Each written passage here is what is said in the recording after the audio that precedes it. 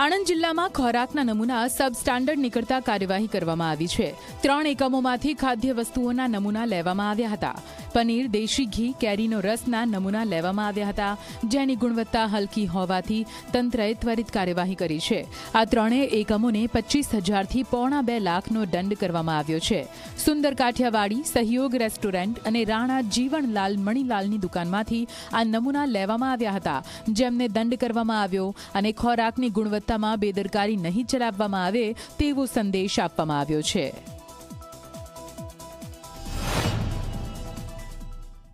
1 લાખ રૂપિયાનો દંડ સહયોગ રેસ્ટોરન્ટને અમારા દ્વારા કેસ ચલાવીને કરવામાં આવેલો છે। જ્યારે સુંદરના કાઠિયાવાડી રેસ્ટોરન્ટમાં કેરીના રસમાં પણ કેમિકલ મળી આવેલો, પાવડર મળી આવેલો, એટલે એના માટે એને 25,000નો દંડ કરવામાં આવ્યો છે। જ્યારે ગોપીશ્રી ઘીમાં પણ ઓઇલનું પ્રમાણ જણાઈ આવતા એને 1.5 લાખ રૂપિયાનો દંડ કરવામાં આવ્યો છે। આમ આણંદ જિલ્લામાં કોઈપણ જાતની ભેળસેળ ચલાવી લેવામાં નહીં આવે અને જો કોઈ આવી રીતે પકડાશે તો એને કડક દંડની કાર્યવાહી કરવામાં આવશે।